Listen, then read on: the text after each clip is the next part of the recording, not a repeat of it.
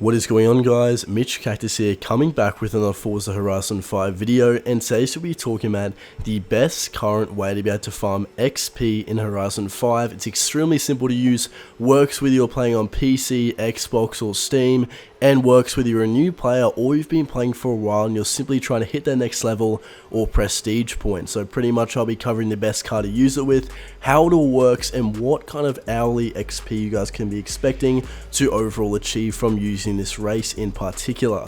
Now, in terms of how many levels you guys will be doing this, of course it depends on how many laps you intend on doing, but it's very easy to get around 20,000 XP per lap. It's nothing too major, but over time it will definitely add up, and it's pretty much the quickest way to be able to level up in general, so I figured I'd go in and show this off. Now, of course, if you guys are yet to do so already, please consider liking the video and subscribing to my channel with notifications on. It greatly helps the channel, especially considering we're almost at 100,000 subscribers. And if you want to check out the new Series 7 modded accounts, they'll be linked to MitchCactus.co in the pinned comment and the description. With all that out of the way, I'm going to go and get started, and the first thing I want to talk about is what car to use. So there are various cars you guys can use for this, whether it's the Lamborghini Sesto Elemento Forza Edition, one of which is pretty much good for any sort of race or glitch in the game. You can also use the Pagani Huayra BC Forza Edition, which is actually the best car to use for this. Another car you could use is the Mercedes AMG CLK GTR Forza Edition. So the reason why I'm suggesting cars that aren't as good as the Pagani is if you don't have the credits or you don't have the Pagani, those are very good alternatives. But if you do have the Pagani or you have money to be able to invest in one, it's definitely the most efficient. Now, regardless of what car you guys want to go in and use, one thing that's absolutely essential is upgrading your car mastery perks. As you guys will see on screen, I'm going to go in and upgrade all of the ones that are essential. There are certain perks you don't really need to spend skill points on, like the wheel spins. You don't have to if you really don't want to, but it is pretty good value, so I would suggest it. But other certain perks you really don't need to upgrade at all, considering not very relevant to making XP or farming skill points like what you'll get as a main product out of using these races. Another thing to keep in mind is what tune you use.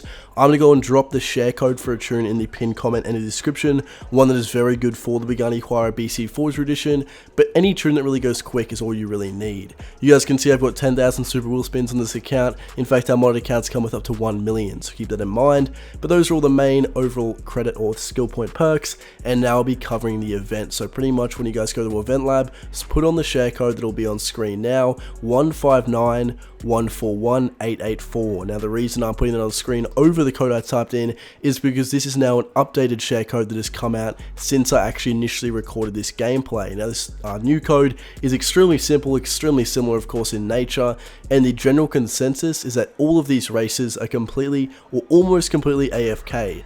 And to go in and accommodate to that, the difficulty settings I recommend you guys use is braking, assisted, steering, auto steering, traction, stability control on, shifting, automatic, and then the rest don't really matter too much. From then you can save and continue, and you're good to go in and start the race. Now, when I say it's not completely AFK, it's mostly AFK. So you guys can start this race, and if you're on PC, you can put something on your W key to apply pressure on it, and it'll keep you guys accelerating and driving the whole course for you with those difficulty settings in mind. If you're on control, you could tie something around your accelerator key like some sort of rubber band or just a knot in general to keep it held down. Anything that essentially keeps you guys continually driving will work, so keep that in mind. Although one thing to go in and adjust for is that recently the developers added a new change or a new patch where if you guys are driving without touching anything, like without moving, you're only holding down one key like the accelerator key, you'll stop developing skill chains. Now, if you're farming XP, this doesn't actually matter so much, just because obviously skill points have no relevance how much XP you'll get from completing the races, but I highly suggest you guys go in and tap your like A key or D key, or if you're on controller, just move your car the tiniest bit, just to go in and convince the game that you're still playing and you're still active, to ensure you'll keep getting skill points. Even if you're not mainly looking for skill points and you just want to level up, skill points are a very good way to be able to fast track getting further XP, as if you guys aren't aware, when you spend skill points in the car mastery section, you actually do get XP of that through your skill points level.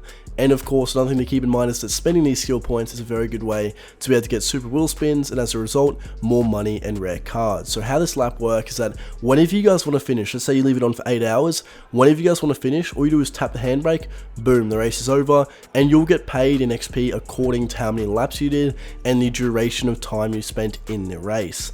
The top left will actually show how many skill points you've made through the race. Right now I'll say 0 because I hadn't actually finished the skill chain, but now that I've got an end zoom to the end end of one lap, you guys will see it's a very easy 20 skill points every single lap. And let's say I want to stop after one lap, which I will for the sake of this video, touch the handbrake, and boom, you're right out of it. So like I said at the beginning of the video, this is the best way to be able to farm XP in the game. The only other real way to farm XP is manually doing small Horizon Festival Post events and championships, which really will not fast track you to leveling up. Yeah, sure, you'll get some XP, but grinding a race like this where you only really have to play just to tap your controller or PC keyboard every 8 minutes while you're on your phone or you're doing other stuff is definitely the best way to go in and level up. It's not grindy, it's not demanding, and it's the quickest and most efficient way to go in and do so.